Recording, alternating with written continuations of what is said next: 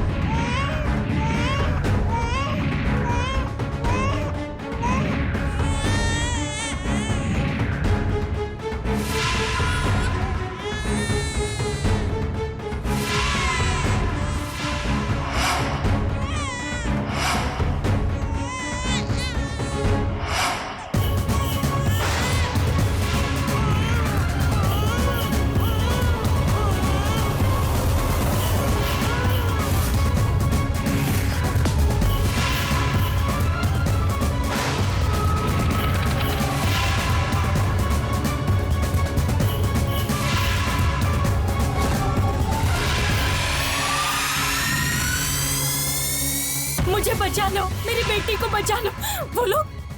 वो लोग मार डालेंगे।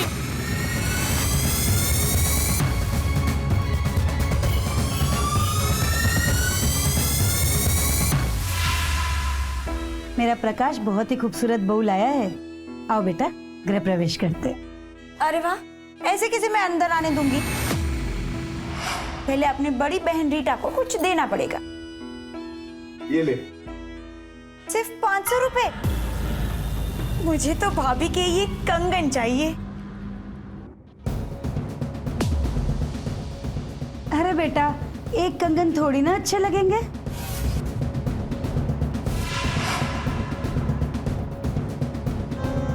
आओ बेटा, गृह प्रवेश कर।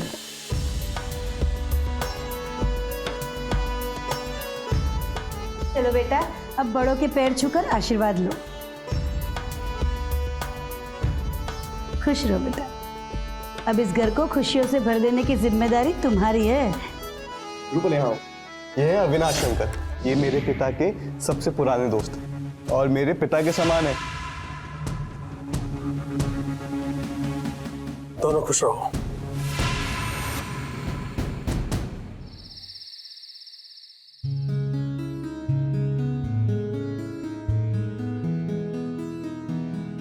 बड़ा ही सफेद झूठ बोल रही थी मेरी मौसी जी और बुआ जी कि मैं एक चांद का टुकड़ा उठाकर लाया हूँ। मैं चांद का टुकड़ा नहीं हूँ। उनका पता नहीं, लेकिन मुझे पता है चांद का टुकड़ा नहीं, चांद की पूरी चांदनी उठाकर लाया हूँ। इतनी तारीफ क्यों हो रही है? वो क्या है ना, आज अपनी सुहाग रात है और मैं तुम्हारे लिए कुछ तोहफा भी नहीं लाया हूँ।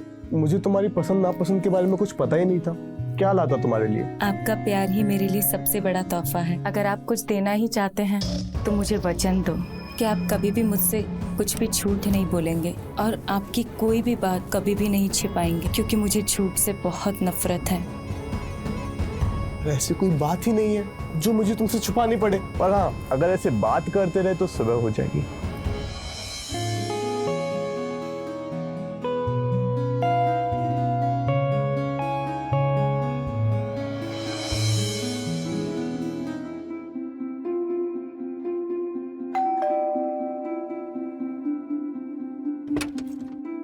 नमस्ते भाभी। नमस्ते। मैं गीता हूँ, आपके घर का काम करती हूँ। अंदर आओ। आस पड़ोस से आपकी खूबसूरती की बड़ी तारीफ सुनी है, पर खूबसूरत के साथ साथ अब बड़ी अच्छी भी हो भाभी।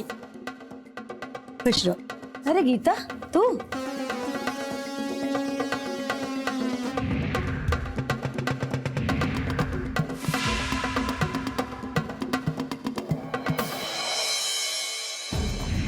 देखा वो आजकल की ये नौकरानी को?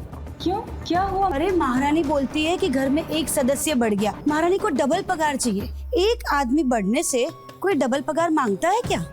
हाँ बराबर है मम्मी जी। तो फिर घर के सारा काम कौन करेगा? मैं करूँगी और कौन करेगा? मेरे होते हुए आपको घर के किसी भी काम की कोई चिंता करने की जरूरत नहीं है। मैं हूँ ना, मैं घर अच्छे से संभाल लूंगी। इसी बात पे मुझे गर्मा गर्म भजिया खिला दो। कोई भजिया वजिया बनेगा नहीं। Good morning. अरे वाह, क्या बात है। जीते रहो। अरे अविनाश, तुम एकदम सही टाइम पे आए हो। बोलो क्या खाओगे? मैं तुम्हारे लिए गर्मा गर्म बना के लाती हूँ। बैठो ना। अरे मगर ये तो पापा जी कोई बात नहीं, मनसुख यहाँ बैठ जाएगा। बैठो ना। बैठ बेटा।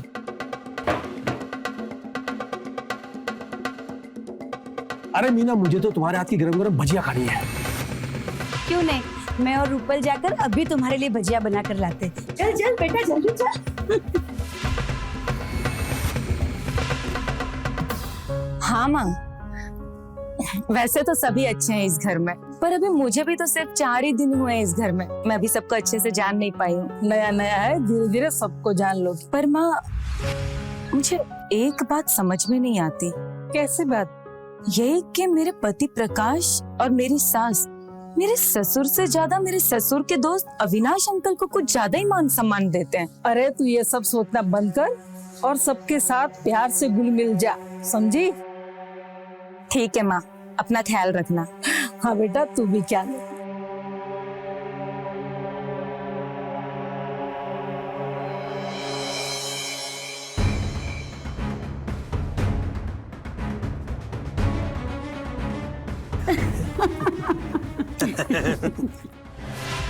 तुम लोग फिर शरारत करने लगे हो आजकल।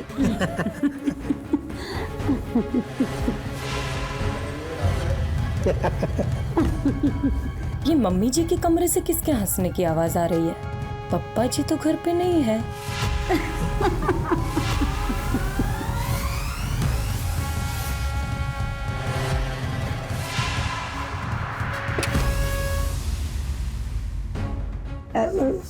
बेटा रूपल, कुछ हुआ क्या?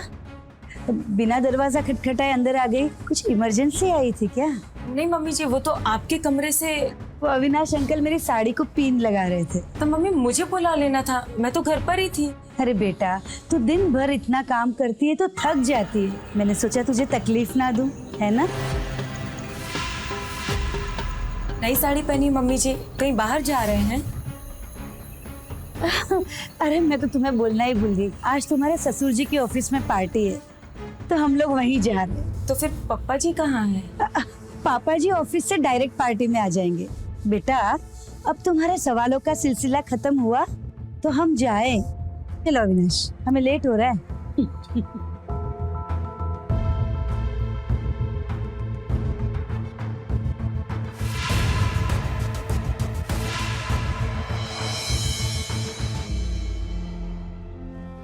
ये मेरे पिता के सबसे पुराने दोस्त और मेरे पिता के समान है। अरे अविनाश, तुम एकदम सही टाइम पे आए हो। बोलो क्या खाओगे? मैं तुम्हारे लिए गर्मा गर्म बना के लाती हूँ।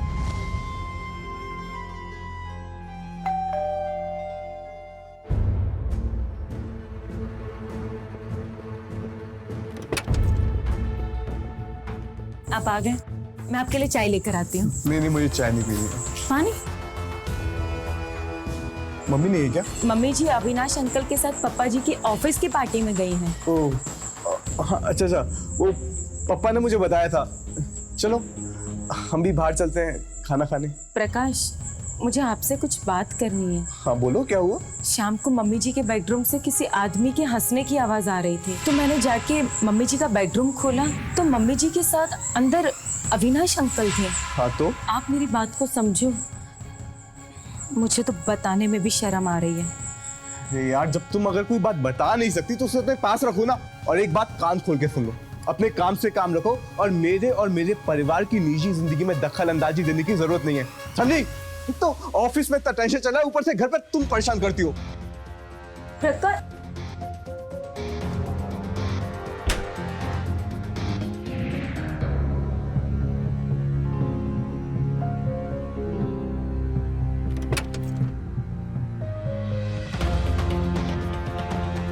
अरे बेटा,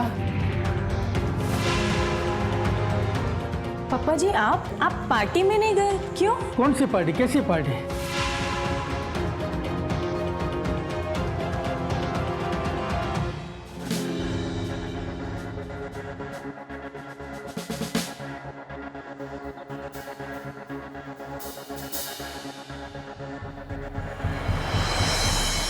मजा आ गया पार्टी में यार।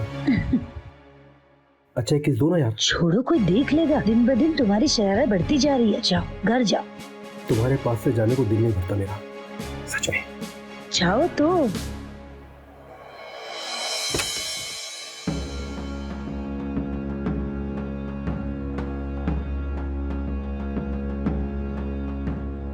मेरी डार्लिंग अभी भी नाराज है। लो कान पकड़ लिए। नहीं प्रकाश, मेरी बात सुने बिना ही आप मुझ पे गुस्सा हो गए। अभी भी देखो, बोलो क्या बोलना है तुम्हें अभी? अभी मम्मी जी और अविनाश अंकल पार्टी से आए हैं और पर्ल प्लीज अभी उनकी बातें मत करो। आज की रात हमारी रात है, सिर्फ मेरी और तुम्हारी और हमारी मोहब्बत। पर वो देखो बाहर के। बिल्कुल चुप, मुझे कुछ नहीं सुनना। आज की रात हम अपने दिल की धड़कन सुनेंगे।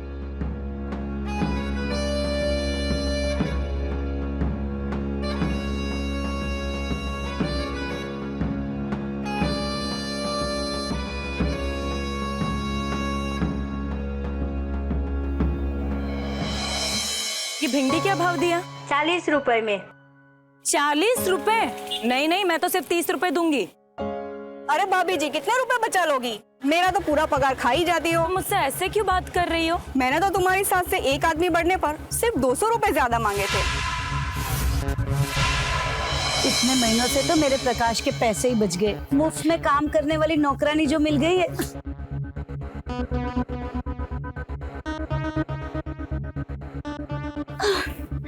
क्या करूं बेटा, काम तो करना ही पड़ेगा चाहे कितना भी दुख है।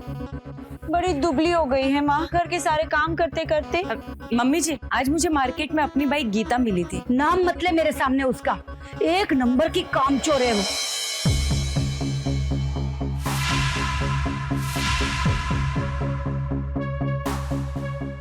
गीता तू? मम्मी जी, मुझे गीता ने बताया, उसने तो आपसे सिर्फ 200 रुपए ही ज्यादा मांगे थे। एक नंबर की झूठी है ये। मुझसे कुछ और बात करती है और तुझे कुछ और बताती है। क्यों गीता? मम्मी जी एक काम करते हैं, गीता को काम पर रख लेते हैं। देखा रीटा, देखा ये महारानी को देख। एक तो मेरे बेटे का बिजनेस नहीं चल रहा है, इतना लॉस हो रहा है, और ये महारानी को देखो, घर में नौकरानी चाहिए। दो काम घर के खुद से होते नहीं है क्या? रुक, चोटी कहीं की, निकल इधर, चल निकल इधर से। अगर वापस आई ना तो पुलिस निभाई दे दूंगी तुझे।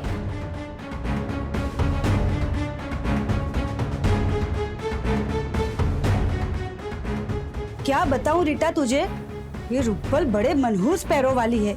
जब से इस घर में आई है, मेरे बेटे का बिजनेस ही नहीं चल रहा है।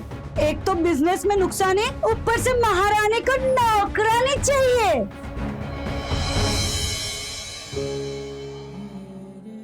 दो बार चेक किया, दोनों बार पॉजिटिव आया है। जैसा डॉक्टर गायत्री ने बोला था, बिल्कुल वैसा ही है। मतलब मैं मां बनने वाली हूँ।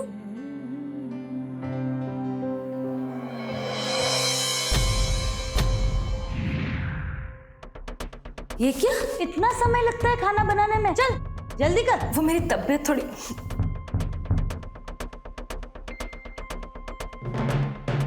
देखा माँ, काम नहीं करना है तो उल्टी का बहाना बना के चली गई। अरे बहाना नहीं बनाया, मुझे लगता है प्रेग्नेंट है। ऐसा कुछ नहीं है माँ, वो तो बस नौटंकी है भाभी की, काम से दूर रखने के लिए। मम्मी जी, मुझे लगता है हमें डॉक्टर के पास जाना चाहिए चेकअप के लिए। मेरी एक स्कूल फ्रेंड है जो गायनेकोलॉजिस्ट है, डॉक्टर गायत्री। देख, ये सब राम कहानी है ना, मुझे मत सुना। तुझे जिसके पास जाना है जा, अपने पति को लेकर जा, समझी? चल बेटा। हाँ, डॉक्टर के पास जाना है। पर ऐसे तो मेरा सारा नुकसान हो जाएगा। वो मेरे ध्यान से जरा निकल गया था, आप बोलो तो वापस नुकसान हुआ मेरा। लीजिए चाय पीजिए। ऐसा कुछ खास हो तो मुझे बताया करो, मैं आपको याद दिला दूंगी। तुम्हारे काम का नहीं है, ऑफिस का काम है। अब खड़ी क्यों, जाओ अपना काम करो। मुझे आपसे कुछ बात करनी है। हाँ तो जल्दी बोलो ना, कोई मुहूर्त का इंतजार है क्या? मेरी एक स्कूल फ्रेंड है गायत्री, जो डॉक्टर है, गायनेकोलॉजिस्ट है। और सुनो, इन समय मेरा कोई काम नहीं है, ये औरतों के काम है। तुम माँ को लेके जाओ ना। मैंने मम्मी जी से पूछा था, मगर उन्होंने कहा मैं आपके साथ जाऊं। मैं अपनी माँ की बात नहीं कर रहा हूँ, तुम्हारी माँ की बात कर रहा हूँ। अपनी माँ के साथ जाओ ना। हाँ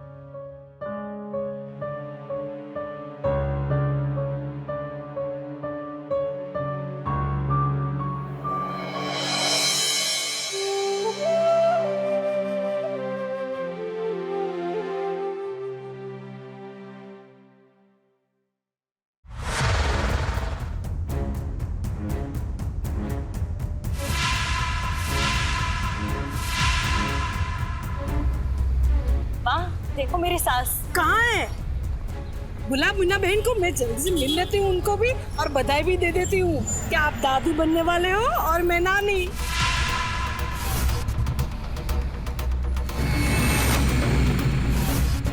माँ देखो सास वो उनके साथ है। अरे कहाँ है बेटा?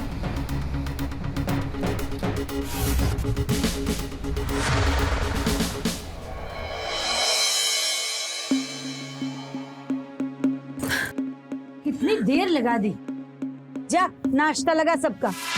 पूरा दिन माँ के साथ शहर घूम के आई हो, अब घर के काम पे भी ध्यान दो। मेरी माँ बेचारा कितना काम करेगी। मम्मी जी, मैं माँ के साथ घूमने नहीं गई थी, मैं डॉक्टर के पास गई थी। बहुत बड़ी गुड न्यूज है, घर में नया मेहमान आने वाला है। मम्मी जी आप दादी बनने वाली हैं। कैसी गुड न्यूज? एक बच्चे के आने से मेरे प्रकाश के ऊपर खर्चा कितना बढ़ जाएगा उसका अंदाजा भी है क्या तुझे? गुड न्यूज है। Good news. क्या आप सब लोगों के लिए गुड न्यूज है। क्या गुड न्यूज है? संघानी कंपनी का कॉन्ट्रैक्ट मुझको मिल गया है। क्या बात है, तब तो मुंह मीठा करना चाहिए। अरे मिठाई लाओ ना, इसलिए मैं सिर्फ मिठाई से काम नहीं चलेगा। हाँ हाँ क्यों नहीं, पार्टी देंगे और वो भी मेरा प्रकाश देगा, है ना प्रकाश? हाँ हाँ क्यों नहीं, इतनी बड़ी गुड न्यूज है। कॉन्ग्रेचुलेशन। चलो पार्टी करते हैं। आओ। चलो चलो चलो।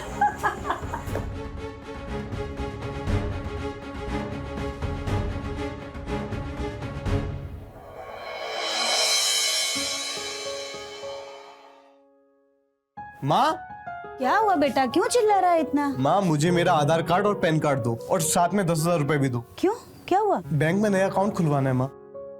ओह ठीक है, मैं लाती हूँ। नया अकाउंट खुलवा रहे हो? क्यों? बैंक से लोन लेना है इसीलिए। तुम दे सकती हो? मैं कहाँ से दे सकती हूँ, मेरे पास तो कुछ भी नहीं।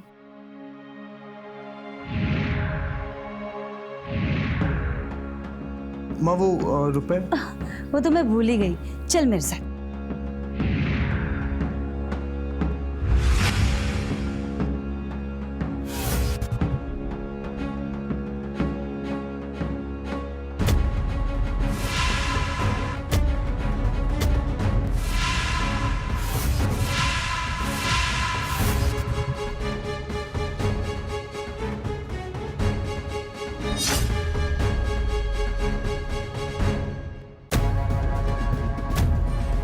तेरी इतनी हिम्मत कि मेरी पर्सनल बैग को हाथ लगाए? मैं तो इनके डॉक्यूमेंट देख रही थी। डॉक्यूमेंट्स नहीं, तू जासूसी कर रही थी कि मेरी बैग में क्या है। प्रकाश, प्रकाश कुछ तो सिखा अपनी बीवी को। मेरी पर्सनल बैग में छानबीन कर रही है। कितनी बार बोला है, समझ नहीं आता क्या? अपने काम से काम रख, घर वालों के बीच में टांग अड़ाने की जरूरत नहीं है, समझी?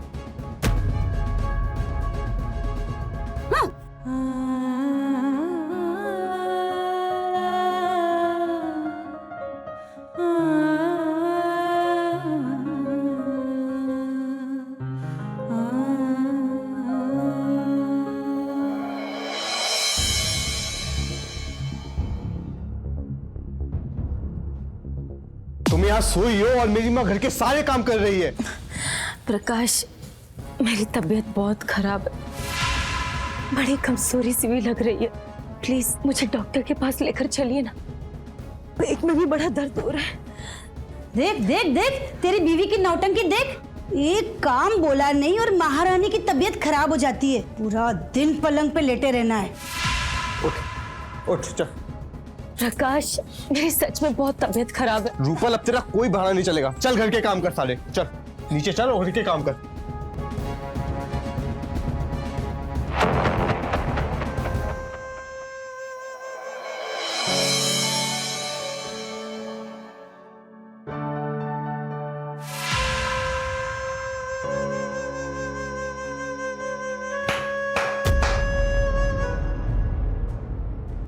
ऐसा लग रहा है कि काम करके तो हमारे पे एहसान कर रही है। ठीक से पोंछा लगाना भी नहीं आता क्या? वो नीचे बैठकर पोछा लगाने में बड़ी तकलीफ हो रही है। ओहो, देख प्रकाश देख, घर के 2 काम करने में इसे बड़ी तकलीफ हो रही है। काम करना, पोंछा लगाने के बाद घर के कर्टन भी धो लेना। ओह मैं तो भूल ही गई, वो क्या है ना, वॉशिंग मशीन खराब हो गई है तो कर्टन हाथ से धो लेना। जितनी जबान चलाती है उतना काम भी कर लिया करना। अभी तो खाना बनाना भी बाकी है। हाँ।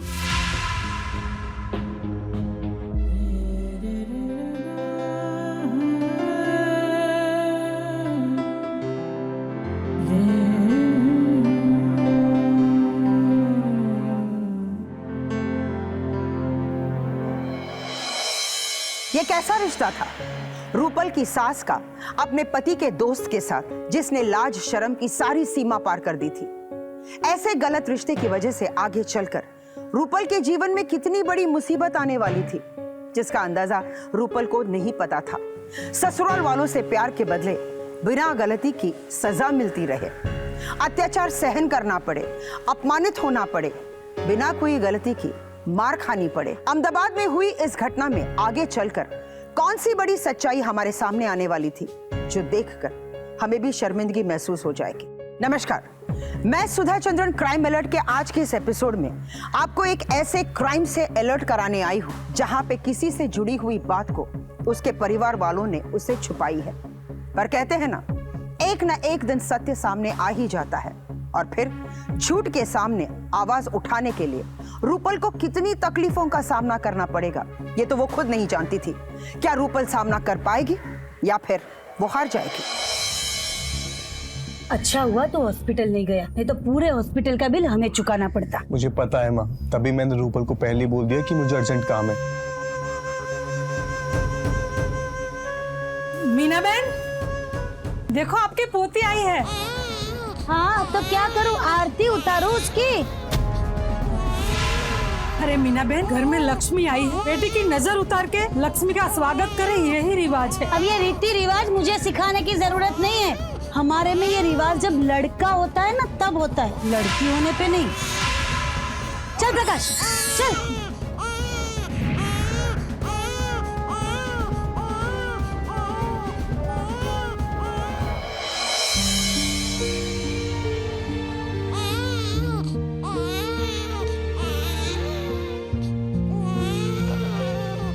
सो जाओ। अरे चुप कराओ इस रोती बच्ची को यार। काव्या चुप हो जा मेरी गुड़िया। देखो तुम्हारे रोने से तुम्हारे डैडी की नींद डिस्टर्ब हो रही है। ये लाड़ पैर से बाद में दिखाना, पहले इस बच्ची को मेरे रूम से बाहर लेकर जाओ। हाँ भूख लगी, भूख लगी।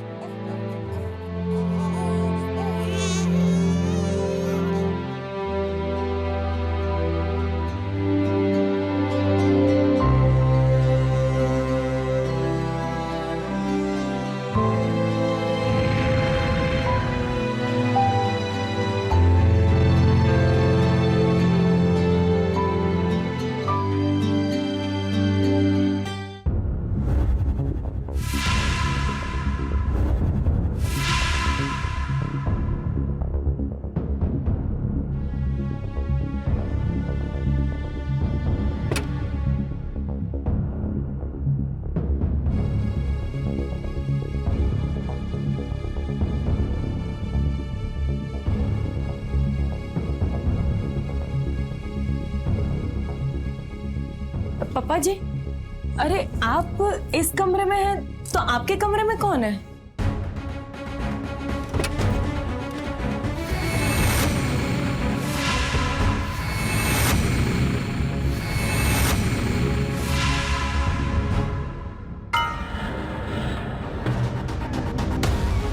मम्मी जी, मम्मी जी, ये सब क्या हो रहा है? आधी रात को ये अविनाश अंकल आपके बेडरूम में क्या कर रहे हैं? तेरी इतनी हिम्मत कि तू मुझसे सवाल करे, और तू होती भी कौन है मुझसे सवाल करने वाली? तुझे कितनी बार मैंने बोला है कि मेरे कमरे में मेरी इजाजत के बिना नहीं आएगी। आधी रात को क्यों इतना शोर हो रहा है? मुझ पे क्यों चिल्ला रहा है? अपने बीवी को बोलना, जो आधी रात को ये सब नाटक कर रही है। प्रकाश, आधी रात को अविनाश अंकल मम्मी जी के बेडरूम में थे। मैंने बस मम्मी जी से इतना पूछा कि आधी रात को अविनाश अंकल आपके बेडरूम में क्या कर रहे हैं?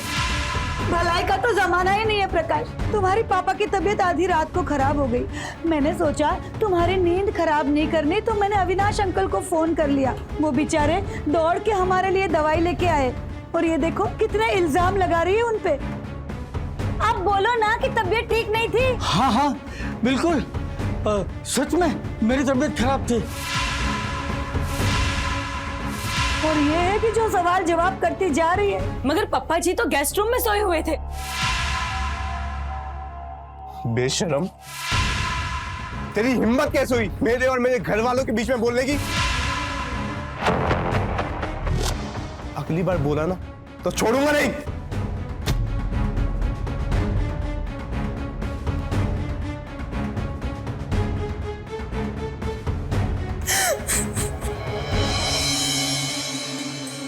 दामाद जी देखो, आज आप घर आए और आपको चाय नाश्ता कराने वाला भी कोई नहीं। पता नहीं मेरी बहू कहाँ चली जाती है। एक बार बाजार गई ना तो 3-3 4-4 घंटे आती नहीं है। माँ अभी से लगाम कस दो, आगे तुम्हें ही परेशानी होगी। प्रकाश देखो उस कुलक्षणी ने क्या हाल बना के रखा है मेरे बेटे का। ये क्या हाल बना के रखा है भैया आपने? मैं क्या करूं यार, लेनदारों के फोन पर फोन आ रहे हैं। तुम एक काम करो, तुम अपनी सास के पास से रुपए मांग लो। वैसे उनका जो भी है वो तुम्हारा ही तो है। मनोज सच कह रहा है भैया। वैसे भी भाभी की माँ को पैसे की क्या जरूरत? जैसी बेटी वैसी माँ। और रूपल की माँ भी बड़ी सियानी है। और सुशीला एक फुटी कौड़ी नहीं देगी मेरे बेटे को। ये सब उसके भारी पैरों का नतीजा है। अब शगुन है वो मेरे घर के लिए।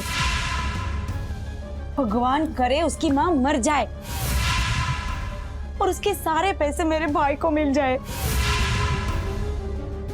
वैसे मुझे बोलना तो नहीं चाहिए, लेकिन खुद रुपल भाभी अपशकुन है। पैदा किया बेटी को, वैसे माँ और बेटी दोनों इस घर के लिए भारी है। दोनों कर्म जली है। मेरे पूरे घर का सत्यानाश कर दिया। क्या? मुझे तो इस बारे में कुछ भी पता नहीं, पर माँ को ये सब करने की क्या जरूरत थी? थैंक यू कांता मासी। माँ ने ऐसा क्यों किया? मुझसे इतनी बड़ी बात क्यों छुपाई? माँ से बात करती हूँ।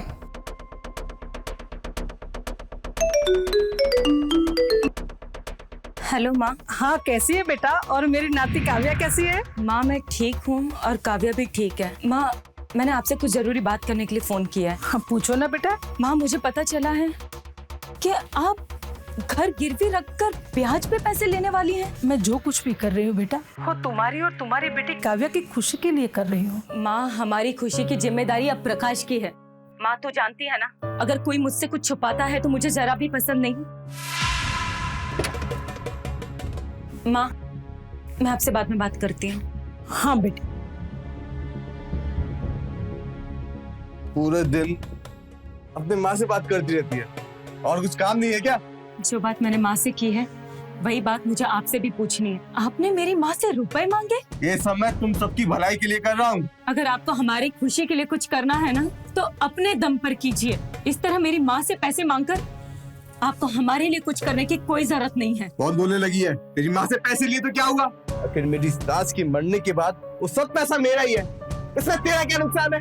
ऐसा मत कहो, वो मेरी माँ है। और दूसरी बात, मेरी माँ जो आपके पैसों के लिए अपना घर गिरवी रखने वाली थी, मैंने उसे मना कर दिया है। और आपको अच्छे तरीके से पता है अगर कोई मुझसे कुछ छुपाता है तो मुझे बिल्कुल भी पसंद नहीं। और जो बात मुझसे जुड़ी हो वो अगर छुपाता है तो जरा भी पसंद नहीं। और ये तो मुझसे जुड़ी बहुत बड़ी बात आपने मुझसे छुपाई है।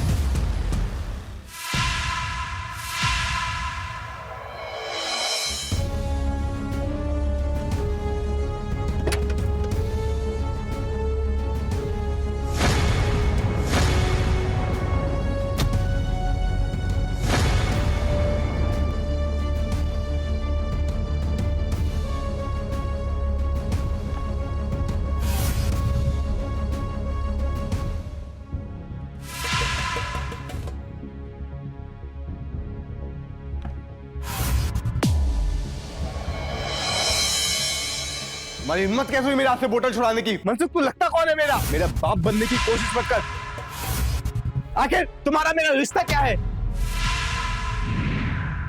देखा मीना, प्रकाश कैसी किसी बातें कर रहा है और क्या क्या बोल रहा है। तो इसमें प्रकाश ने गलती क्या कहा है? सही तो कहा है। आखिर तुम्हारा और उसका रिश्ता क्या है?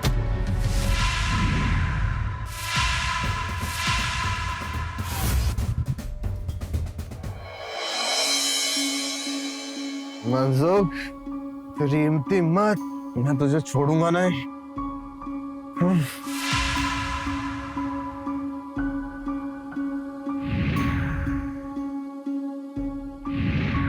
मेरा बाप बनने की कोशिश मत कर। आखिर तुम्हारा मेरा रिश्ता क्या है? देखा मीना, प्रकाश कैसी किसी बातें कर रहा है। सही तो कहा है। आखिर तुम्हारा और उसका रिश्ता क्या है?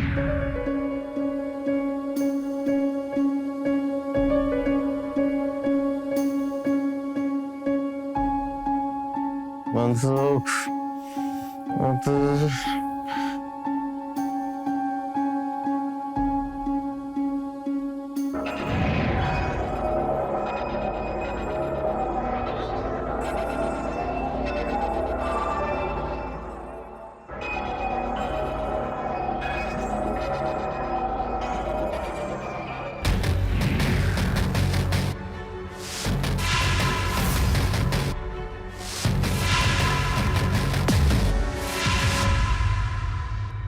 एक राज को छुपाने के लिए एक अबला नारी पे इतने जुल्म क्यों? ताकि जो राज 25 सालों से पूरे समाज से छुपाया है वो समाज के सामने ना आए। समाज में अपनी छवि को सबके सामने साफ सुथरी रखने के लिए हमारे समाज में ऐसे कई लोग भी हैं जो दो मुखौटा पहन के घूमते रहते हैं। यहाँ भी एक झूठ का मुखौटा रूपल के ससुराल वालों ने पहना है। ससुराल में बहू के साथ इस तरह का बर्ताव बड़ी ही शर्मनाक बात है। अपने पाप को छुपाने के लिए किसी पे इस तरह से जुल्म करना हमारे संस्कारों को शोभा नहीं देता है। पर कब तक कोई अपने पे इतना जुल्म सहेगा? एक ना एक दिन पूरी सच्चाई का पता चलने पर अपनी आवाज को जुल्म के सामने उठाएगा। कब तक चुप होकर हम सहेंगे? एक ना एक दिन जुल्म के सामने हम लड़ेंगे। क्या रूपल को अपने ससुराल वालों की झूठ का पता चल पाएगा? झूठ की जड़ तक पहुंचने के लिए रूपल को कौन सा खतरनाक कदम उठाना पड़ेगा? आइए देखते हैं।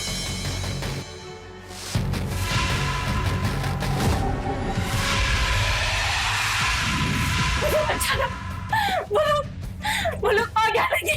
मैं मेरी बेटी को कुछ नहीं हूं।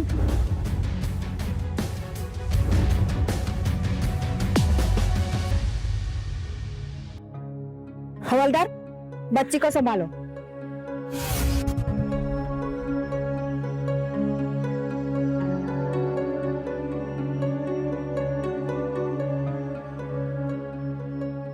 मेरी बेटी का तुम्हारी बेटी सही सलामत है, देखो। और क्या हुआ तुम्हारे साथ? कौन हो तुम? मैं रूपल हूँ और वो लोग मेरी इस मासूम सी बेटी को मार डालना चाहते हैं। हाँ रूपल, क्या हुआ तुम्हारे साथ? आज शाम को हम सबको बहुत ही संभल कर रहना पड़ेगा। रूपल को इस सच्चाई का कभी भी पता नहीं लगना चाहिए। हाँ माँ, सही बात है।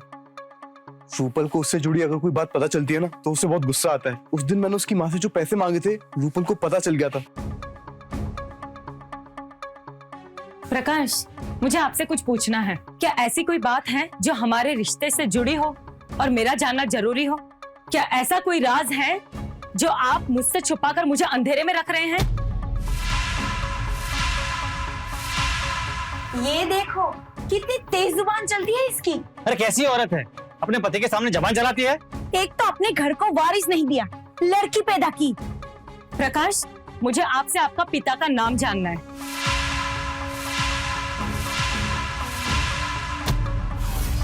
क्या है आपके पिता का नाम? मनसुख, ये कैसा रिश्ता खोज के लाए हो मेरे बेटे के लिए? एक कुलक्षणी करमजली से मेरे बेटे की शादी करवा दी। जब से इस घर में आई है, मेरे बेटे के बिजनेस को सिर्फ नुकसान हो रहा है। और ऊपर से इसकी हिम्मत देखो, मेरे बेटे से उसके पिता का नाम पूछ रही है। हाँ मीना, तू ठीक कर रही है। काम वाली से अधिक किसकी औकात नहीं है और हमारे सामने जुबान चलाती है।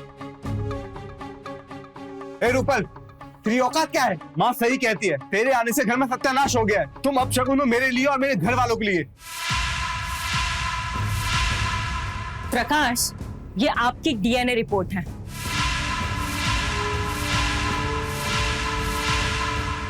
मेरे ससुर जी मनसुख जी की भी डीएनए रिपोर्ट है और तुम्हारे प्यारे अंकल अविनाश अंकल की भी डीएनए रिपोर्ट है। तुम्हारे पास ये डीएनए रिपोर्ट? ये कैसे हुआ? हमारे डीएनए रिपोर्ट तुमने कैसे बनवाए? 4 दिन पहले जब तुमने दारू की बोतल के लिए अपने पिता को धक्का दिया था, तब मैंने तुम लोगों की सभी बात सुन ली थी। और वैसे भी कुछ दिनों से मुझे आप सभी लोगों पर शक तो था ही, बस अपने शक को यकीन में बदलने के लिए मैंने अपनी दोस्त गायनिक डॉक्टर गायत्री से बात की। गायत्री, मुझे तो मेरी शादी के दिन ही शक हो गया था, जब मेरे पति ने अपने पिता के पैर छूने के बदले अविनाश अंकल के पैर छुए थे। मैंने खुद देखा मेरी सासू और अविनाश अंकल को साथ में रूम में। गायत्री, अब तू ही मुझे कोई उपाय बता, मैं अपने शक को साबित कैसे करूं? तू अब मेरी बात ध्यान से सुन।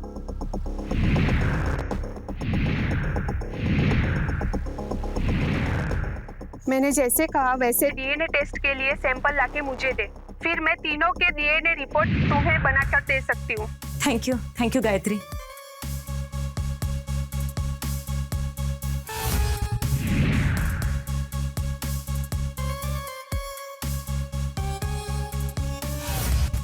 देखो, प्रकाश की लाइफ के बारे में हम दोनों को मिलकर सोच लेंगे। अंकल, पानी।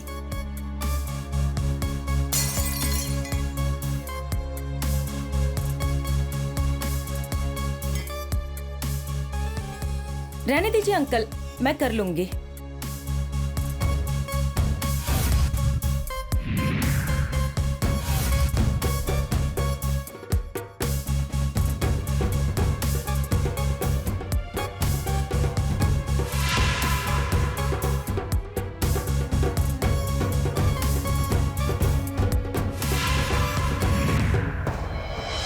बस इसी तरह मैंने ये सारे सबूत इकट्ठे किए और सबसे खास सबूत मम्मी जी, आपके डॉक्यूमेंट की बैग से ये आपके और अविनाश अंकल के प्यार के सबूत, आपके प्यार के फोटोज।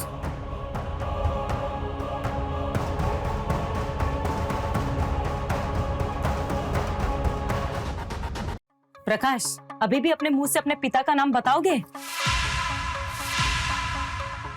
या एक डीएनए रिपोर्ट को लेकर जाऊं सारी दुनिया के सामने, ताकि लोगों को भी पता चले कि प्रकाश का पिता मनसुख मेहता नहीं बल्कि अविनाश अंकल है। हाँ, प्रकाश अविनाश का ही बेटा है। मनसुख तो मुझे एक बेटी देकर नपुंसकता की आड़ में छिप गया। वो अविनाश ही था जिसने मुझे संभाला। अविनाश ने मुझे और इस घर को वो सारी खुशियां दी जो मनसुख को देनी चाहिए थी।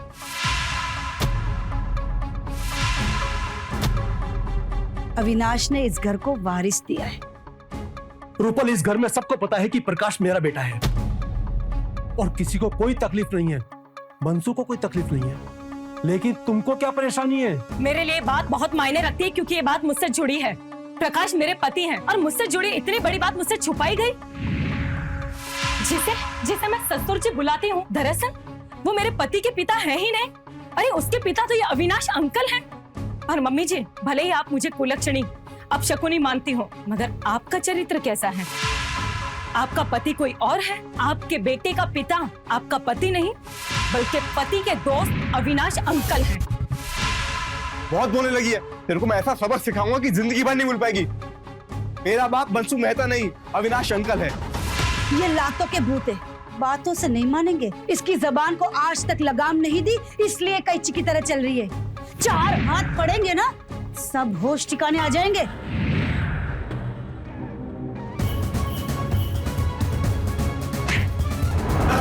बेटी को अपने पास। मतलब मेरे बेटे पर तेरे साथ कुछ भी गलत नहीं होने दूंगी। जिस घर में हमसे इतना बड़ा राज छुपा के रखा, आज जो सलूक इन लोगों ने मेरे साथ किया है, वही सलूक ये कल तुम्हारे साथ भी कर सकते हैं। इन्हें इनकी सजा मिलके रहेगी।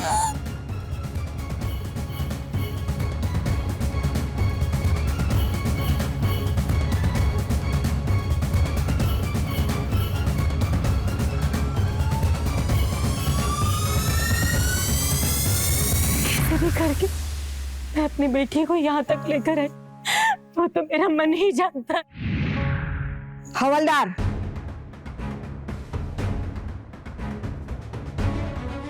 पता नहीं कौन सी मनहूस घड़ी में मेरे बेटे की शादी हुई उससे।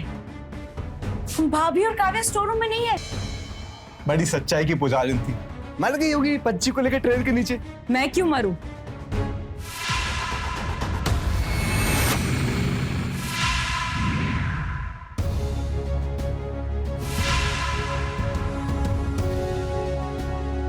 मैं क्यों अपनी और अपनी मासूम बेटी की जान लूं? मैंने कोई गलत काम नहीं किए। गलत तो आप सभी ने किया है मेरे साथ। मेरा रिश्ता जिससे जुड़ा वो मेरे पति की सबसे बड़ी सच्चाई, उसके पिता के नाम की सच्चाई आप सभी ने मुझसे छुपाई। मैंने तो सुहागरात को ही आपसे वादा लिया था कि मुझे झूठ से सख्त नफरत है। ये वचन दो कि आप कभी भी मुझसे कुछ भी झूठ नहीं बोलेंगे, क्योंकि मुझे झूठ से बहुत नफरत है। और कोई मुझसे जुड़ी बात कोई मुझसे छुपाता है तो मुझे बिल्कुल भी पसंद नहीं। इंस्पेक्टर मैडम,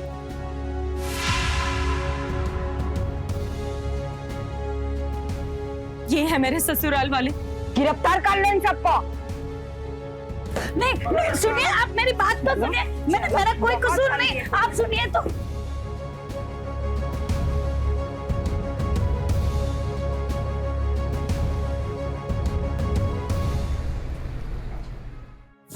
माँ हम केस जीत गए। लो मुंह मीठा कर। माँ तुम्हें तो खुश होना चाहिए, आज हमारी सच्चाई की जीत हुई है। मुझे मेरे पति प्रकाश से डिवोर्स मिल गया। प्रकाश और उसके घर वालों ने जो मुझ पर जुल्म किए थे, वो सबकी उन लोगों को आज सजा मिल गई। अब मैं अपनी बेटी के साथ अपनी नई जिंदगी की शुरुआत करना चाहती हूँ, और इसमें मुझे तुम्हारा साथ और आशीर्वाद चाहिए। माँ खुश रहो बेटा।